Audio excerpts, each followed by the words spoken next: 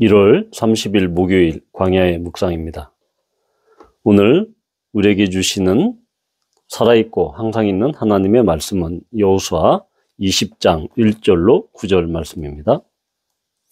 여호와께서 여호수아에게 말씀하여 이르시되 이스라엘 자손에게 말하여 이르기를 내가 모세를 통하여 너희에게 말한 도피성들을 너희를 위해 정하여 부지 중에 실수로 사람을 죽인 자를 그리로 도망하게 하라. 이는 너희를 위해 피의 보복자를 피할 곳이니라. 이 성읍들 중에 하나에 도피하는 자는 그 성읍에 들어가는 문 어귀에 서서 그 성읍의 장로들의 귀에 자기의 사건을 말할 것이요 그들은 그를 성읍에 받아들여 한 곳을 주어 자기들 중에 거주하게 하고 피의 보복자가 그의 뒤를 따라온다 할지라도 그들은 그 살인자를 그의 손에 내주지 말지니 이는 본래 미워함이 없이 부지 중에 그의 이웃을 죽였습니다. 그 살인자는 회중 앞에 서서 재판을 받기까지 또는 그 당시 대제사장이 죽기까지 그 성읍에 거주하다가 그 후에 그 살인자는 그 성읍 곧 자기가 도망하여 나온 자기 성읍 자기 집으로 돌아갈지니라 하라 하시니라. 이에 그들이 납달리의 산지 갈릴리 게데스와 에브라임 산지의 세겜과 유다 산지의 기럇 아르바 곧 헤브론과 여리고 동쪽 요단 저쪽 루벤 지파 중에서 평지 광야의 베셀과 갓 지파 중에서 길랏 라못과 므낫세 지파 중에서 바산 골란을 구별하였으니 이는 곧 이스라엘 모든 자손과 그들 중에 거류하는 거류민을 위하여 선정된 성읍들로서 누구든지 부지 중에 살인한 자가 그리로 도망하여 그가 회중 앞에 설 때까지 피의 보복자의 손에 죽지 아니하게 하기 위함이라. 아멘. 이제 12지파에 대한 땅 분배가 다 끝났습니다. 20장에서는 도피성에 대한 제도를 이야기합니다. 이 도피성은 이미 모세 오경에 이미 여러 군데 나와 있습니다. 즉 이와 유사한 그 규정이 민수기 35장과 신명기 19장에 이미 나오고 있습니다. 그리고 모세는 오늘 8절에 나오고 있는 요단 동편 쪽에 있는 세 도피성, 즉 베셀과 길랏 라못과 바산 골란을 이미 도피성으로 정해놨습니다. 그래서 이제 모세가 2절에 나와 있는 것처럼 모세를 통하여 너에게 말한 도피성들을 너희를 위해 정하라 라고 이야기합니다.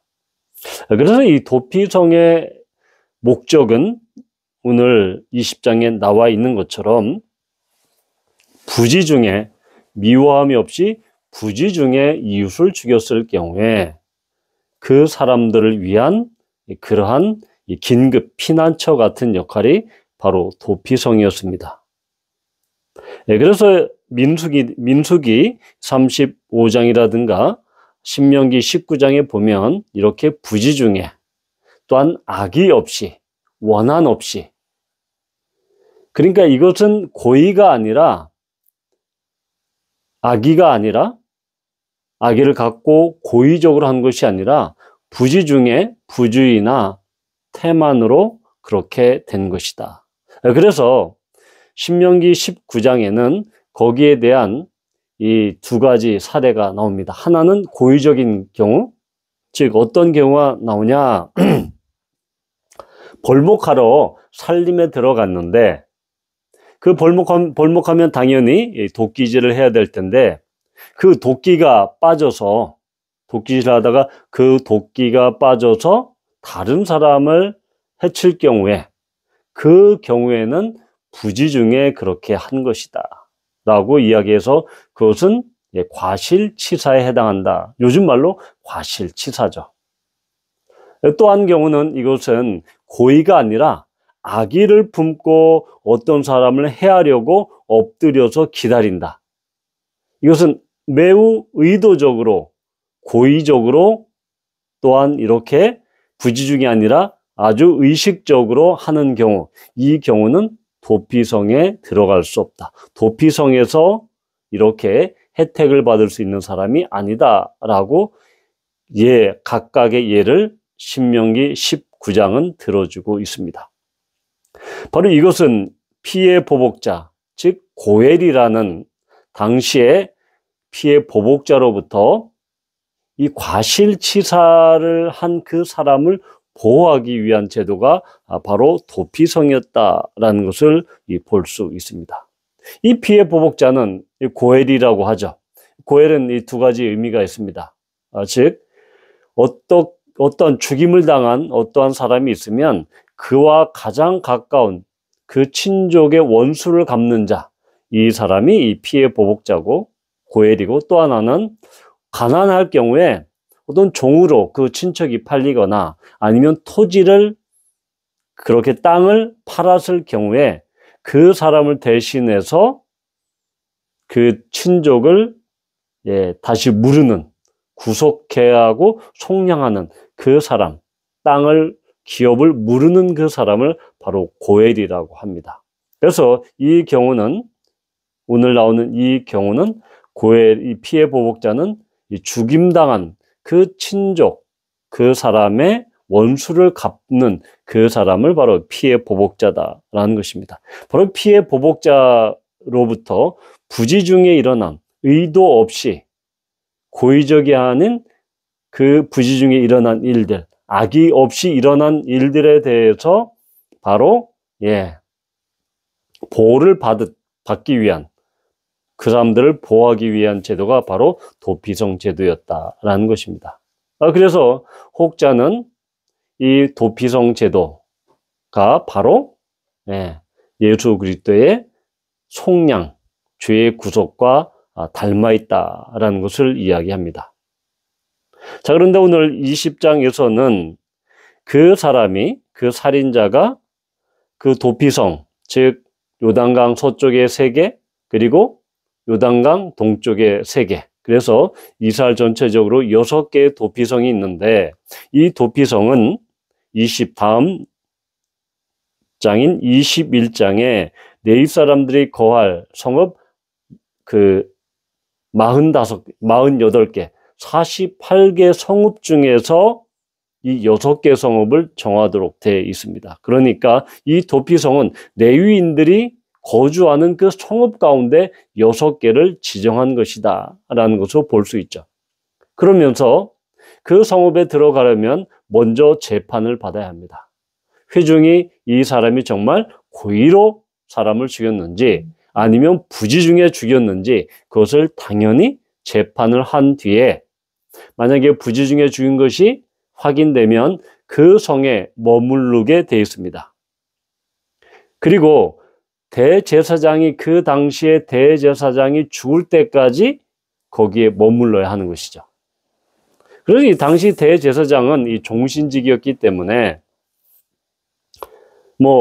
여튼 수십 년간 그렇게 머물 수도 있고, 아니면 곧 죽으면 곧바로 이렇게 풀려날 수 있는데, 거의 유배라고 볼 수 있죠. 유배. 옛날에 조선시대 그 유배에 해당된다고 볼 수 있고, 바로 이 대제사장이 죽게 되면 공소시효, 요즘 말로 말하면 공소시효가 만료됩니다. 그래서 자기 집으로, 고향으로 돌아갈 수 있는 것입니다. 자, 그래서 이런 이 레위인들의 성읍을 도피처로 했고, 또한 대제사장이 죽으면 이 사람이 정말 완전 사면복권돼서 집으로 돌아갈 수 있는 것. 그래서 이 도피성 제도의 그 뿌리는 바로 레위기에 나오는 부지 중이든 알고 지었던 모르고 지었던 그 지은 죄에 대해서는 당연히 속죄를 받아야 한다라는 그 제의의식, 제사의식이 숨겨져 있습니다. 그것이 바탕이 됐다라는 것입니다. 그래서 이 합당치 않게 흘린 피는 그 땅을 오염시키고, 그것은 이제 이 부지 중에 지었던, 아니면 알게 지었던 모르게 지었던, 여튼 그 피를, 땅에 흘린 그 피는 당연히 그 땅을 오염시키고, 그 오염이 끝나는 것은 대제사장의 죽음을 통해서 그 시효가, 그 오염이 깨끗하게 된다라는 것을 우리는 알 수 있는 것이죠. 왜냐하면 대제사장이 죽으면 공소시효가 만료되고 집에 돌아갈 수 있기 때문입니다. 자, 그런데 우리는 오늘 2절에서 모세를 통하여 너희에게 말한 도피성들을 너희를 위해 정하라. 영어로 하면 이제 어사인해라 라는 이 이야기가 있습니다. 그리고 이 8절에도 보면 바로 이 요단 동편에 있는 이 베셀과 길랏 라못과 이 바산 골란을 구별하라. 우리 개역개정은 이것을 다르게 번역하고 있는데 히브리어는 똑같은 이야기입니다. 어사인이다.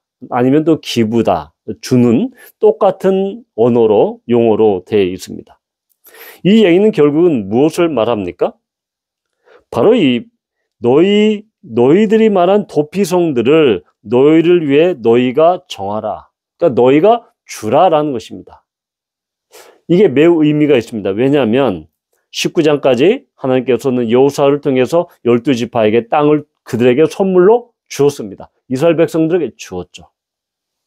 그런데 그 이스라엘 백성이 땅을 선물로 받고 기업으로 받고 그러면 그 선물에 대한 감사로 그들은 레위인들의 성읍 가운데 6개를 도피성으로 하나님께 주는 것입니다.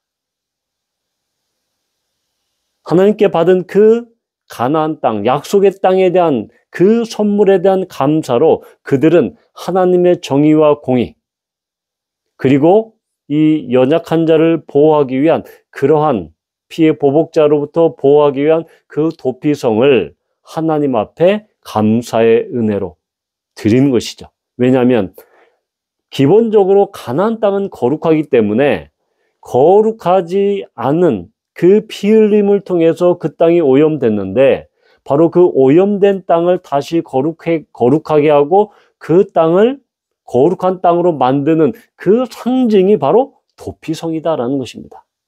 그래서 6개의 도피성은 하나님의 거룩함, 즉 거룩한 땅인 가나안 땅이 하나님의 거룩한 땅이다라는 것을 상징적으로 드러내고 또한 하나님의 공의와 정의를 드러내는 그 성이 도피성, 제도가 바로 도피성 제도라는 것입니다. 그래서 우리는 이것을 하나님, 예수 그리스도의 죽으심을 통한 그런 구속, 죄인의 구원과도 연관시킬 수 있지만 또 하나는 그리고 중요한 또 하나는 무엇인가 하면 바로 하나님께서 주신 그 선물을, 거룩한 땅에 대한 그 선물을 그들에 대한 감사의 표시로 이것을 6개의 성읍을 하나님 앞에 준다라는 것입니다. 드린다라는 것입니다. 바친다라는 것입니다. 또 하나는 그 거룩한 땅의 상징적인 표시, 즉 죄의 오염이 이 땅에서 해결되고 죄의 사함이 해결되는 그 아주 독특한 성읍, 그 성, 도피성이라는 그것을 통해서 하나님의 거룩함이 완전히 뚜렷하게 드러나는 그 제도가 바로 도피성 제도다라는 것입니다. 바라기는 우리는 죄인으로서 예수 그리스도의 구원의 은혜를 받은 그런 죄인입니다. 또 우리는 하나님으로부터 많은 은혜, 많은 선물을 받았습니다. 거기에 대해서 우리는 하나님 앞에 응당, 감사의 제물과 감사의 예배와 감사의 경배를 드려야 하는 것이죠. 감사를 올려 드려야 하는 것이죠. 또한 거룩한 하나님처럼 하나님의 성품을 닮아서 우리가 속한 이 세상에서 우리도 거룩한 자의 거룩한 성품으로 그 성품을 닮아가는 그리스도인이 되는 것. 그러니까 이 세 가지가 이 도피성에는 아주 잘 녹아져 있다, 포함되어 있다, 내포되어 있다라고 볼 수 있는 것입니다. 바라기는 이러한 구약의 도피성 제도가 정말 신약에 있어서는 우리의 유일한 피난처는 예수 그리스도시요, 또한 그 거룩함을 감당하고 하나님의 정의와 공의를 드러내고 거룩함을 드러내는 것은 바로 그리스도인의 삶이다. 또한 하나님께 받은 그 무수한 많은 은혜와 인애와 인자함을 우리는 감사함으로 표현해야 한다는 것을 도피성제도를 통해서 우리가 보게 되는 것입니다. 이러한 우리 모두가 되기를 축복합니다. 기도합니다. 하나님 아버지, 그렇습니다. 도피성이라는 제도를 통해서 우리는 구원받은 하나님의 백성인 죄인이었지만 하나님의 백성이 되었고, 또한 이 땅에서 하나님의 거룩함을 드러내는 그런 그리스도인으로 살아야 하며, 또한 하나님께서 우리에게 주신 모든 은혜와 인자와 인애를 우리가 감사함으로 드러내야 하는 우리가 그리스도인이 되어야 함을 우리가 보게 됩니다. 이러한 우리가 그리스도인이 될 수 있도록 주님 축복하여 주시옵소서. 예수님의 이름으로 기도합니다. 아멘.